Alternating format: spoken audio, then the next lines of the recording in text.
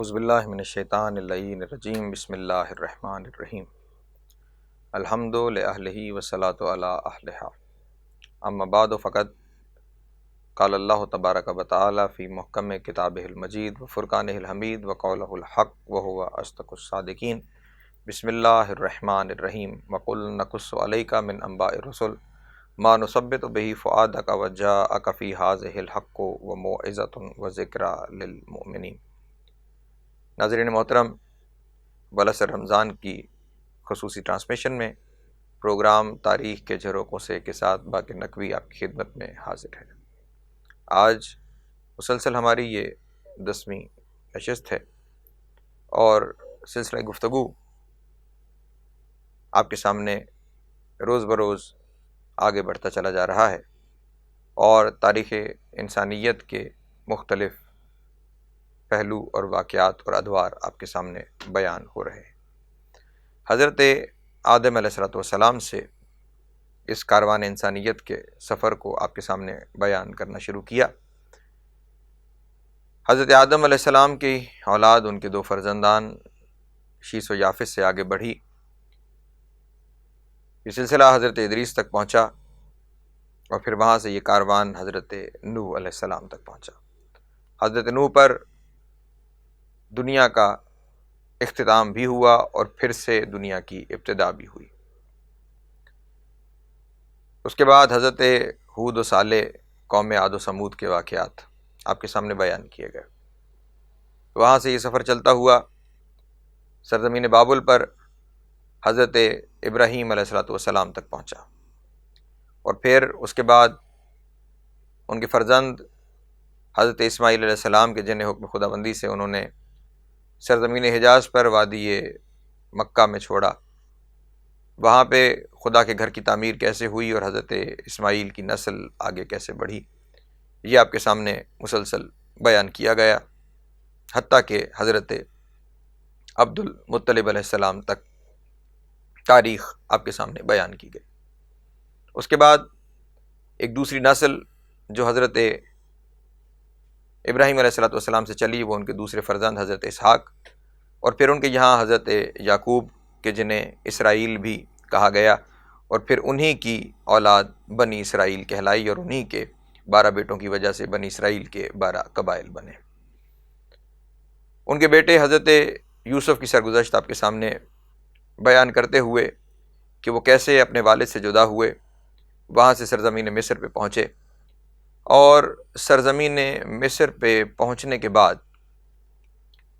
محل عزیز مصر میں انہوں نے وقت کیسے گزارا، اور عزیز مصر کے محل میں ان کے ساتھ کیا کچھ ہوا، زلیخا کیسے ان کے عشق میں گرفتار ہوئی،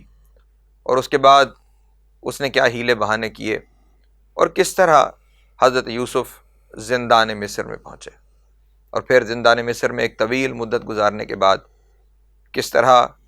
وہ فرعون مصر یعنی شاہ مصر کے دربار تک پہنچ گئے۔ ہوا یہ تھا کہ فرعون مصر نے، جو ان کا بادشاہ تھا، اس نے یہ خواب دیکھا کہ 7 تر و تازہ گائے ہیں اور 7 لاغر و کمزور گائے ہیں، اور وہ 7 لاغر و کمزور گائیں ان 7 تر و تازہ گائے کو کھا جاتی ہیں۔ خواب کی تعبیر حضرت یوسف نے یہ بتائی کہ آئندہ آنے والے 7 سال ہریالی کے اور باران رحمت کے سال ہوں گے، ان میں بہت اچھا اناج ہوگا، اور اس کے بعد آنے والے 7 سال قحط سالی کے ہوں گے، اور اگر تم پہلے ان 7 سالوں کا اناج اچھے طریقے سے استعمال کرو اور آئندہ آنے والے سالوں کے لیے بچا کر رکھو تو تمہارے وہ سال خوش اسلوبی سے گزر جائیں گے، اور اس کے باوجود تم نے اپنے ساتھ یہ انتظام بھی رکھنا ہے کہ آخری سال جو قحط کا آخری سال ہوگا، تمہارے پاس کچھ اتنا اناج بچ جائے کہ جب 8ویں سال ہریالی آئے، پھر سے باران رحمت برسنے لگے، تو تمہارے پاس بیج موجود ہو تاکہ اس سال میں تم اناج اگا سکو۔ گویا ایک 15 سال کا پورا پلان تھا جو حضرت یوسف بادشاہ مصر کے دربار میں بیان کر رہے تھے۔ سوال کرنے والوں نے یہ سوال کیا کہ کیسے ممکن ہے کہ گندم کو 7 سال تک محفوظ رکھا جا سکے، وہ تو خراب ہو جائے گی، ختم ہو جائے گی۔ تو حضرت یوسف نے یہ مشورہ دیا کہ اگر گندم کو خوشوں سے جدا نہ کیا جائے اور خوشوں سمیت اسے محفوظ کر دیا جائے تو پھر یقیناً وہ گندم محفوظ رہے گی۔ اب ایک باقاعدہ پروگرام دیا گیا کہ جہاں پہ بھی گندم اگے گی وہ سرکاری خزانے میں جمع کروائی جائے گی اور اس کے بدلے رسید لے لی جائے گی، اپنے استعمال کی اپنے پاس رکھی جائے، باقی جو فاضل ہے وہ سرکاری خزانے میں رکھ دی جائے اور رسید لے لی جائے، کیونکہ جب قحط کے سال آئیں گے تو پھر انہی رسیدوں کے مطابق دوبارہ سے گندم دی جائے گی اور سلسلہ معاش کا چلتا رہے گا۔ حضرت یوسف علیہ السلام کے اس بابصیرت دیے ہوئے منصوبے سے بادشاہ بہت متاثر ہوا۔ اس درمیان ایک اور واقعہ بھی پیش آیا، اور واقعہ یہ کہ حضرت یوسف علیہ السلام کو بادشاہ کی جانب سے عزیز مصر کا یوں سمجھیے کہ عہدہ پیش ہونا تھا، لیکن اس عہدے کو حاصل کرنے سے پہلے حضرت یوسف علیہ السلام نے یہ چاہا کہ میری بے گناہی ثابت ہو۔ تو حضرت یوسف علیہ السلام نے بادشاہ سے یہ کہا کہ زنان مصر کو بلاؤ اور ان سے میرے بارے میں پوچھو تاکہ تمہیں پتہ چلے کہ میں زندان میں کیسے پہنچا اور میری پارسائی اور پاک بازی کا کیا عالم ہے۔ تمام زنان مصر کو بھی بلا لیا گیا، سب نے حضرت یوسف کی پاک بازی کی گواہی دی، اور وہاں پہ زلیخا کو بھی بلا لیا گیا، اور پھر تاریخ نے یہ عجب منظر دیکھا کہ وہی زلیخا جو کل ہیلے بہانے کرتی تھی اور جس نے حضرت یوسف کو زندان تک پہنچا دیا، وہی زلیخا آج اس دربار میں حضرت یوسف علیہ السلام کی پاکیزگی کی گواہی دے رہی ہے، اور وہ یہ کہہ رہی ہے کہ میری تمام تر کوششوں کے باوجود یہ اپنی عفت پر، اپنی پاک دامنی پر قائم رہا اور اپنے خدا کی جانب متوجہ رہا، اور اس نے میری جانب نگاہ تک نہ کی۔ جب حضرت یوسف کی پاک بازی ثابت ہو گئی، ان کی عفت ثابت ہو گئی، ان کی عصمت اس دربار میں ثابت ہو گئی، تو پھر حضرت یوسف نے دربار کا حصہ بننا قبول کر لیا۔ یہاں حضرت یوسف نے یہ سبق دیا کہ کبھی بھی اپنے ماضی کو داغدار نہ رہنے دیا جائے۔ اگر آپ پاک باز ہیں، آپ اپنے کردار کی صفائی رکھتے ہیں، تو پھر اپنے کردار کو لوگوں کے سامنے ثابت کیجیے اور کبھی بھی لوگوں کے لگائے ہوئے الزاموں کو اپنے اوپر باقی نہ رہنے دیجیے۔ حضرت یوسف اپنے اوپر الزام ختم ہونے کے بعد شاہ مصر کے دربار کا حصہ بن گئے، اور بعد میں وہ عزیز مصر بھی بن گئے۔ 15 سالوں میں تمام مصر کا انتظام ان کے پاس آ گیا اور مصر کے تمام خزانے بھی ان کے زیر اثر آ گئے۔ جب یہ قحط کے سال شروع ہوئے تو کیونکہ کنان جو علاقہ تھا حضرت یوسف کا آبائی علاقہ جہاں حضرت یعقوب اپنی اولاد کے ساتھ آباد تھے، وہ یہاں سے کوئی زیادہ فاصلے پر نہیں تھا، اور وہاں پہ بھی قحط سالی اسی طرح پھیلی۔ تو حضرت یعقوب نے اپنے بیٹوں کو کہا کہ مصر جاؤ اور وہاں سے جا کر اناج خرید کر لے آؤ۔ حضرت یعقوب کے بیٹے جب سرزمین مصر پر پہنچے اور اناج خریدنے آئے، اور ان کی ملاقات حضرت یوسف سے کروائی گئی، کیونکہ ہوتا یہ تھا کہ جو بھی شہر کے داخلی دروازوں سے شہر میں داخل ہوتا تھا اس کے باقاعدہ قوائف نوٹ کیے جاتے تھے اور پھر وہ عزیز مصر کو بتائے جاتے تھے۔ تو جب یہ قوائف حضرت یوسف تک پہنچے تو انہیں پتہ چلا کہ یہ آنے والے ان کے بھائی ہیں، اور دیکھ کر بھی حضرت یوسف نے انہیں یہ پہچان لیا کہ یہ میرے بھائی ہیں۔ حضرت یوسف نے ان کے ساتھ بہت اچھا سلوک کیا، جو کچھ وہ چاہتے تھے وہ سب کچھ انہیں دیا، اور ساتھ ہی ان سے سوال بھی کیا ان کے گھر بار کے بارے میں، حضرت یعقوب کے بارے میں۔ اس وقت بھائیوں نے حضرت یوسف سے خود حضرت یوسف کا قصہ بیان کیا، کیونکہ وہ ابھی تک نہیں پہچانے کہ یہ یوسف ہیں، اور ساتھ ہی بنیامین کے بارے میں بات کی۔ تو اب انہیں جاتے ہوئے حضرت یوسف نے یہ کہا کہ آئندہ جب آؤ گے تو اپنے بھائی بنیامین کو ساتھ لے کر آنا۔ وہ چلے گئے۔ جب اگلی دفعہ پلٹے تو حضرت یعقوب سے منت سماجت کر کے، میں بس کوشش کرتا جا رہا ہوں کہ میں مختصر انداز میں یہ تاریخ آپ کے سامنے بیان کر دوں، تاکہ جتنے دن ہمارے پاس موجود ہیں یہ چیزیں جتنی زیادہ ہو سکیں اتنی آپ تک پہنچ جائیں۔ اگلے اپنے سفر میں وہ بنیامین کو ساتھ لے آئے۔ حضرت یوسف نے بنیامین کو تنہائی میں لے جا کر بتا دیا کہ میں تمہارا بھائی ہوں۔ ایک خاص طریقے سے حضرت یوسف نے بنیامین کو اپنے پاس روک لیا، اور روکنے کے بعد اپنے بھائیوں سے کہا کہ تم وطن واپس چلے جاؤ، اور اگر تم اپنے بھائی کو لے کے جانا چاہتے ہو تو تم اگلے سفر میں اپنے باپ کو ساتھ لے کر آنا۔ حضرت یوسف نے اپنی قمیص بھی ان بھائیوں کے ہاتھ بھجوا دی، کیونکہ بھائیوں نے یہ بتایا تھا کہ ہمارے والد نابینا ہو چکے ہیں۔ حضرت یوسف نے اپنا تعارف کروائے بغیر یہ کہا تھا کہ اس قمیص کو جا کر اپنے باپ کی آنکھوں پر ڈالنا اور انہیں شفا مل جائے گی۔ جب وہ وہاں سے قمیص لے کر نکلے تو وہ مصر سے چلے، اور ادھر سرزمین کنعان پر حضرت یعقوب یہ کہتے ہوئے سنائی دیے کہ میں یوسف کی خوشبو محسوس کر رہا ہوں۔ وہ قمیص، وہ کرتا کنعان پہنچا، اور جب اسے حضرت یعقوب کے چہرے پہ ڈالا گیا تو حضرت یعقوب کو شفا مل گئی۔ ان کی بینائی جو یوسف کی جدائی میں رو رو کے جاتی رہی تھی، وہ اس کرتے کی برکت سے انہیں واپس مل گئی۔ یہاں پہ ہمیں یہ بھی سبق مل رہا ہے کہ نبی سے وابستہ چیزوں میں خداوند عالم یہ برکت رکھتا ہے، انہیں یہ مقام و مرتبہ دیتا ہے، ان نسبتوں کو یہ مقام دیتا ہے کہ وہ نسبتیں بھی شفا بانٹتی ہیں، وہ نسبتیں بھی خدا کی برکتوں کو عام کرتی ہیں۔ اب وہ حضرت یعقوب کو لے کر اس سرزمین پر گئے، اور جب وہاں پہنچے تو پھر حضرت یعقوب اور ان کی زوجہ اور یہ 11 کے 11 بھائی سجدے میں چلے گئے حضرت یوسف کے سامنے۔ جو ہی یہ سجدہ ریز ہوئے، انہوں نے اپنی پیشانیاں زمین پہ رکھیں، فوراً حضرت یوسف اپنے تخت سے اٹھے اور اپنے بابا کے پاس آئے، اور آ کر یہ سوال کیا کہ بابا جان، کیا یہ اسی خواب کی تعبیر نہیں جو خواب میں نے بچپنے میں دیکھا تھا؟ تو حضرت یوسف علیہ السلام نے کہا کہ بے شک میرے بیٹے، یہ اسی خواب کی تعبیر ہے۔ اس کے بعد حضرت یوسف نے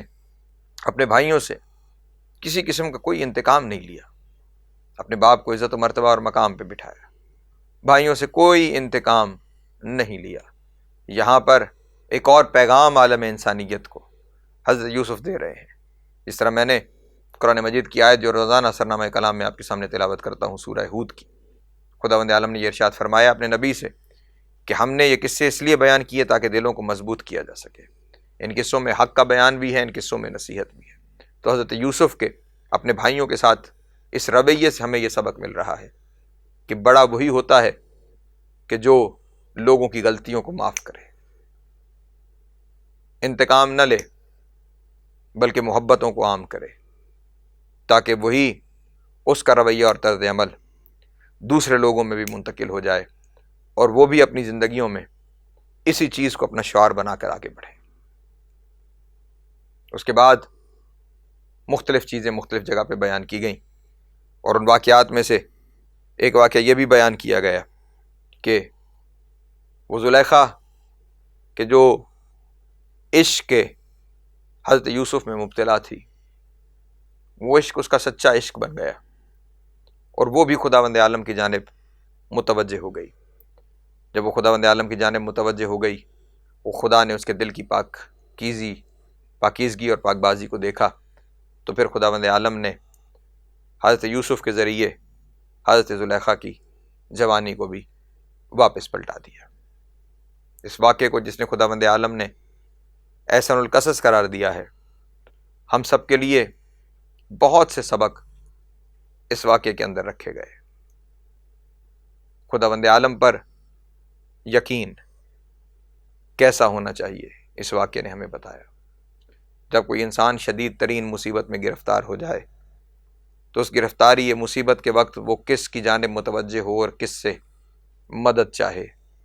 اور کس کو اپنا مونس و غمخوار بنائے، اس واقعے نے ہمیں بتایا۔ اور پھر جب اس مصیبت سے نکل کر آسائشوں میں آ جائے تو آسائشوں میں آنے کے بعد بھی اپنے خالق حقیقی کو، اپنے مالک کو،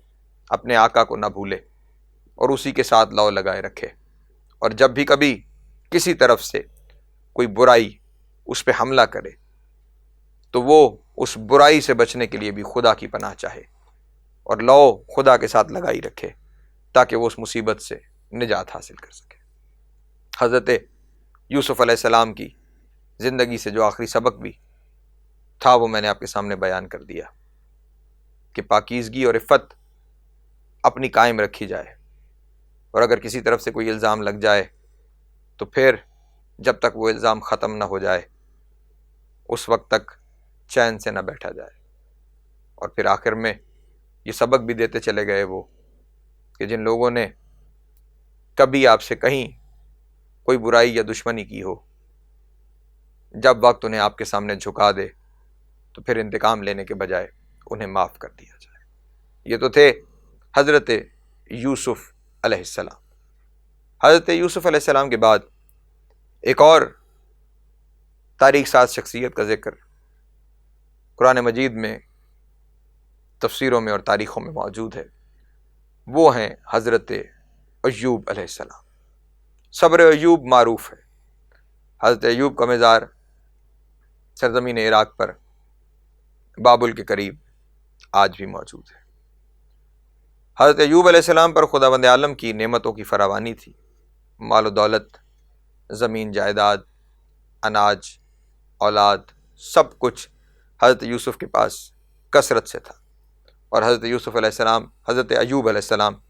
ہر وقت خداوند عالم کے شکر میں رہتے تھے کہ میرے اللہ تیرا شکر ہے کہ تو نے یہ سب کچھ مجھے عطا کر رکھا ہے۔ یکایک حضرت ایوب علیہ السلام پر امتحان آنے لگے، حالات بدلنے لگے۔ لکھنے والوں نے مختلف چیزیں لکھ ڈالیں کہ یہ ہوا تو ایسا ہوا، یہ ہوا تو ایسا ہوا،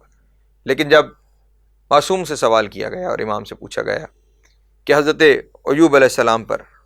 یہ عذاب کیسے آیا، تو انہوں نے فرمایا یہ عذاب نہیں، یہ امتحان تھا خداوند عالم کی جانب سے، اور یہ خدا نخواستہ کسی غلطی یا کوتاہی کی وجہ سے نہیں بلکہ شکر کی فراوانی کی وجہ سے تھا کہ شیطان نے یہ کہا کہ یہ تیرا شکر ہر وقت اس لیے کرتا ہے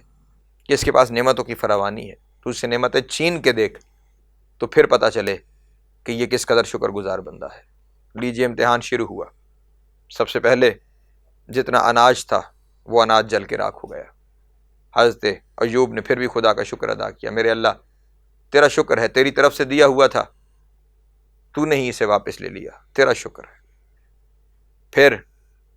مال و دولت ختم ہو گیا، پھر بھی یہی شکر کیا کہ یہ بھی ایک امتحان تھا اور مجھے اس سے خلاصی مل گئی، تیرا شکر ہے۔ اس کے بعد مال مویشی ختم ہو گئے، پھر بھی شکر کیا۔ اس کے بعد اولاد ایک ایک کر کے ساری اولاد مر گئی۔ حضرت ایوب نے پھر شکر کے یہی جملے کہے، میرے اللہ تیرے دیے ہوئے تھے، تیری جانب واپس پلٹ گئے۔ پھر خود بیماری میں مبتلا ہو گئے، پھر بھی شکر ادا کرتے رہے کہ یہ صحت تیری ہی دی ہوئی تھی۔ معزز ناظرین، تمام تر تکلیفوں کے باوجود شکر ہی شکر۔ یہ وقت بھی آیا کہ تمام ازواج بھی چھوڑ کے چلی گئیں، صرف ایک زوجہ باقی رہ گئی، شہر سے باہر جانا پڑا۔ اس کے باوجود مسلسل شکر الہی میں مشغول رہے، اور جب سب کچھ چھن جانے کے بعد پھر بھی شکر کرتے رہے تو اب خداوند عالم نے شیطان سے یہ کہا کہ تو کہتا تھا کہ نعمتوں کی فراوانی کی وجہ سے یہ شکر کر رہا ہے، لیکن دیکھ کہ میرا بندہ ان تمام آزمائشوں اور مصیبتوں کے باوجود میرا شکر ادا کر رہا ہے، اور اب میں اس کا امتحان ختم کرنا چاہتا ہوں۔